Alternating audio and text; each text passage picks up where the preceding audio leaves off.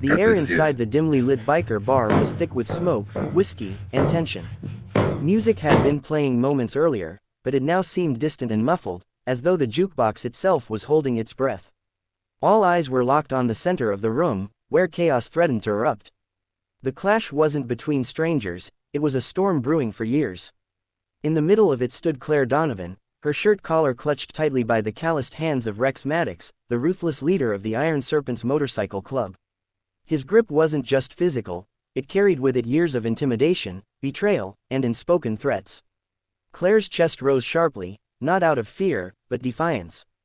The tattoo on her skin, a coiled serpent wrapped around a blazing wheel, wasn't just ink. It was a declaration. She had been one of them once. The Iron Serpents had been her family, her home, her entire world. She'd grown up among their roaring engines in leather jackets, taught to fight, to stand tall, and never to bend to anyone. But years of blind loyalty had ended the night she uncovered Rex's darkest secret, that he had been the one behind her brother's disappearance. Her younger brother, Ethan, the kid who had once idolized the club, had never run away like Rex claimed. He'd been silenced, punished for asking questions about stolen shipments and blood-soaked deals. Claire had walked away that night, vowing never to return. Yet here she was. Her chest heaved, eyes blazing as Rex's knuckles pressed into her shirt. "You've got a lot of nerve, walking back in here," Rex growled, his voice low but cutting through the murmurs around them like a blade. His muscled arm, covered in ink, flexed as he pulled her closer. "I'm not here for you," Claire shot back, her hand gripping his wrist hard enough to leave crescent marks. "I'm here for the truth. And this time, everyone's going to hear it." The crowd shifted uneasily. Around them, hardened bikers who had spilled blood without hesitation now stood still, unsure whether to side with their leader or the woman who once rode beside them. Behind Rex, Mara, his longtime second-in-command and once Claire's closest friend, narrowed her eyes. Mara had been the one who warned Claire never to come back. Now she looked torn, jaw tight, as if the foundations of her loyalty were cracking. Across the room, a man in a denim jacket leaned against the wall, his wide eyes locked on Claire. His name was Nick Garvey, a newcomer to the club who hadn't been there when Claire left. He'd heard whispers, rumors, the kind no one dared say out loud, about Rex and what really happened years ago. Seeing Claire stand up to Rex now was like watching those whispers come to life. "Careful, Rex," Claire spat, pulling her collar wider to show the tattoo fully. "This mark isn't yours to own anymore. It's mine. My brother's blood is in it. You think you can scare me like you scared him?" The words hit harder than a fist. The room stiffened. Even Rex's iron grip faltered for a fraction of a second. His jaw tightened, a muscle twitching as he leaned closer, his breath hot against Claire's face. "You don't know when to shut up, do you?" "Not anymore," she said, her voice steady. Mara stepped forward then, her boots echoing against the wooden floor. "Rex," she said firmly, her hand resting near the knife on her hip. "Let her go." The command was small, but it rippled through the room. For years, Mara had been Rex's shadow, his enforcer, the one who followed orders without question.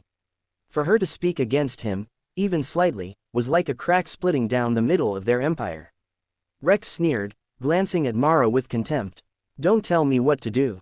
She's nothing." But Claire smirked, even with his hand still on her. "If I'm nothing, why are you so afraid of me talking?" Gasps rippled across the crowd. Nick, the newcomer, stepped closer, his voice breaking the silence. "She's telling the truth, isn't she?" he asked loudly, his words directed not just at Rex, but at everyone watching. "All those stories about Ethan, they weren't lies, were they?" The room froze. Rex's fury boiled over. He shoved Claire hard, sending her stumbling back, but she caught herself, her eyes never leaving his. "You don't know what you're talking about, kid," Rex barked at Nick. "You weren't here, but I'm here now," Nick said, louder this time, his courage building. "And so is she." The bar erupted into murmurs. Some shook their heads, unwilling to believe. Others exchanged glances that revealed long-held suspicions.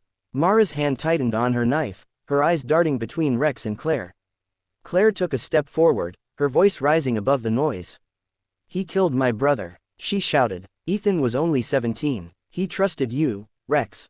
And when he started asking about the weapons you were moving, you made him disappear.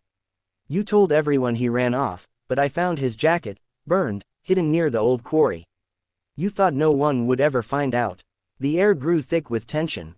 Lies, Rex roared, but there was a flicker of something in his eyes, guilt, or fear, Claire couldn't tell. Then prove me wrong, she said coldly. Look everyone here in the eye and swear you didn't do it. Rex opened his mouth, but no words came. The silence was deafening. For years, his authority had been unquestioned. His fists, his ruthlessness, his ability to bend men and women alike to his will, these were the pillars of his power. But now, under Claire's unflinching stare, those pillars trembled. Mara moved closer, her hand no longer on her knife but at her side. Rex, she said again, her tone different this time, heavier. Tell us the truth. Rex's face darkened. He lunged at Claire, his rage exploding, but before he could strike, Nick stepped in front of her. The younger man's hands trembled, but his stance was firm. You'll have to go through me, Nick said. The room held its breath. Rex snarled, his muscles coiled, but as he looked around, he realized the tide had turned. Men and women who had once hung on his every word were no longer standing behind him. Their faces were clouded with doubt, anger, betrayal. For the first time in years, Rex Maddox looked small. Claire stepped around Nick, facing Rex head-on. Your reign is over, she whispered, her words carrying more weight than a shout. Mara finally spoke the words everyone was thinking. He's not fit to lead us anymore. The declaration broke the dam. Voices rose in agreement, some shouting, some demanding answers. Rex tried to protest, but the roar of the crowd drowned him out. Claire's chest rose and fell as she finally loosened her grip on her own shirt, the tattoo exposed for all to see. She hadn't come here for vengeance. She'd come for justice, for her brother, for herself. Nick touched her arm gently, his voice soft. You did it, but Claire shook her head. No, she said, her eyes still locked on Rex as the crowd closed in around him. We did it, and it's not over yet. Because bringing down Rex Maddox was just the beginning. The Iron Serpents would either burn with him, or be reborn. And Claire Donovan was ready to lead them into the fire.